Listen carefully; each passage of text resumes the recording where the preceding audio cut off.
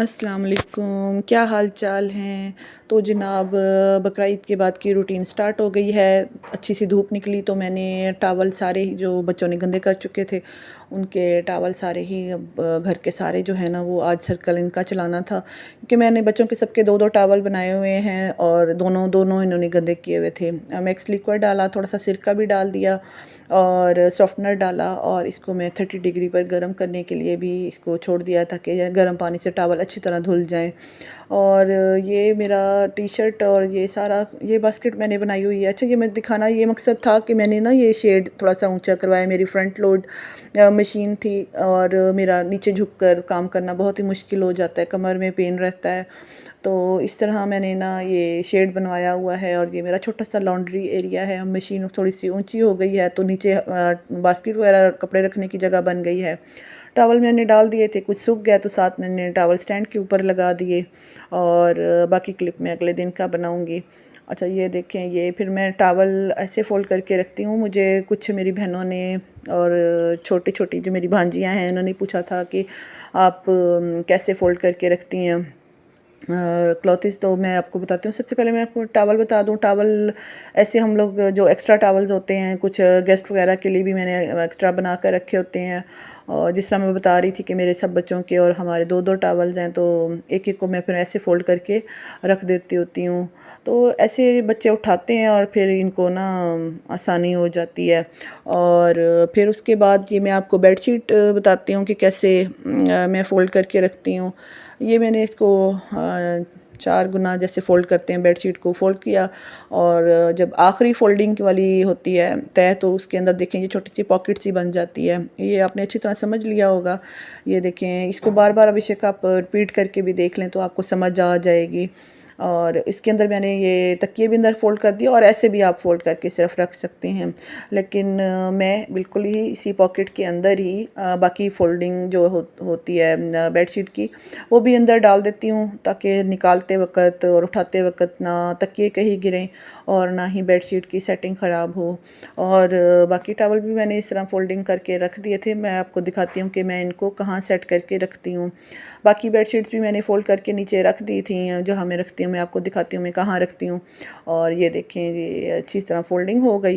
और अब मैं आपको टॉवल ना मेरे पास छोटे हैंड टॉवल भी एक्स्ट्रा पड़े होते हैं तो वो मैं उसकी से आपको फ़ोल्डिंग के लिए सिखा देती हूँ, क्योंकि बहुत कुछ छोटे बच्चे जिनको समझ नहीं आती, छोटी बच्चियाँ हैं, उनको तो छोटे टॉवल के साथ मैं आपको समझा रही हूँ। ये देखें, ये छोटे टॉवल से आपको जल्दी आसानी भी आ जाएगी और प्रैक्टिस भी हो जाएगी। स्पेशल ईमान और अनाया के लिए ये मैंने वीडियो बनाई है। और ये देखें, ये मैंने एक बॉक्स कार्डबोर्ड बनाकर आयरन स्टैंड के नीचे रखा हुआ है और ये सारे ही टॉवल एक्स्ट्रा वगैरह इसके अंदर रखे हुए हैं। और ये देखें, इस तरह छोटे जो हैं हैंड टॉवल वो भी एक्स्ट्रा मैं इस तरह रख देती हूँ ताकि उठाने में और निकालने में आसानी हो। और अब जिसका जो टॉवल होगा वो यहाँ से निकाल कर लेके जा सकता है, जिसको एक्स्ट्रा ज़रूरत होगी। बाकी टॉवल्स को वो नहीं छेड़ेगा। और नीचे वाले हिस्से में मैंने देखें वो खाने में मैंने बेडशीट्स फ़ोल्ड करके रखी हुई हैं। ये हाँ, बाकी बेडशीट्स धुल गई और ये नीचे वाली फ़ोल्डिंग। शॉपिंग पे भी गई थी तो सोचा आपके साथ भी शेयर कर लेती हूँ कि मैं क्या क्या लेकर आई थी। और ये देखें, ये मैं लेकर आई हूँ नमकदानी, इसको नमकदानी कहते हैं नमकदानी सेट मेरा ना ख़राब हुआ था तो ये भी लेकर आई थी। अच्छा, नमकदानी ख़राब नहीं होती है मेरी, बिल्कुल शीशे की भी मैं लेकर आई हूँ। ऊपर से जो इसका प्लास्टिक कवर होता है ना ये ख़राब हो जाता है। तो मतलब यूज़ तो इतनी ज़्यादा नहीं होती है लेकिन फिर भी ना ख़राब जल्दी हो जाती है। ये कभी गेस्ट वगैरह आए हों तो उनके आगे रखने के लिए यूज़ हो जाती है। मरियम ने कहा था कि मामा जहाँ भी कहीं मिले मुझे कॉफ़ी बीटर चाहिए, उसने मुझे ना दिखाया था तो मैंने वो भी नज़र आया तो ये भी ले लिया। और ये है स्टीमर स्टैंड, ये भी ले लिया।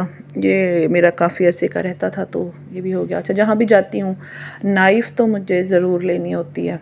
और इतनी ज़्यादा नाइफ़ होने के बाद इस तरह की नाइफ़ नहीं थी मेरे पास तो ये भी ले ली। और फिर उसके बाद एक मैंने लिया है जनाब, ये क्या लिया, हाँ जी, सीज़र ली है सीज़र ये काफ़ी जल्दी टूट जाती है। अब की दफ़ा जो है ना अच्छी वाली ली है। प्रेस्टीज की भी ली थी मैंने, वो भी मेरी टूट गई थी। पता नहीं क्यों टूट जाती हैं ये जल्दी जल्दी चीज़ें।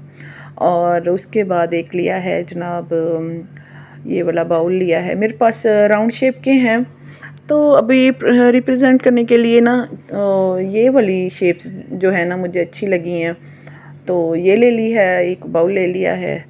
और कुछ फ्रूट्स लाए थे, मैंने कहा वो भी समेट के रख देती हूँ, आपको दिखाती हूँ। इतने प्यारे प्यारे आलू बुखारे बड़े बड़े आए हुए हैं, तो इनके आपा कहते इतना जायका नहीं होगा, मैंने कहा नहीं ये बड़े बड़े हैं, लेने लाजमी हैं, लेकिन अच्छे निकले थे।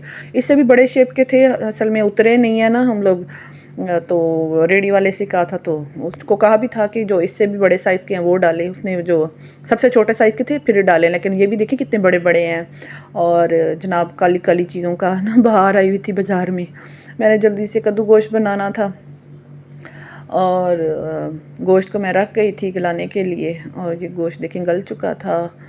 और ये देखें अब इसके अंदर मैंने ना कद्दू ताज़े लेकर आई हूँ, कद्दू छील लिए थे, साथ अदरक में डालना भूल गई थी, तो अब कद्दू और अदरक अब डाल के तो इसको मैं भून लूँगी।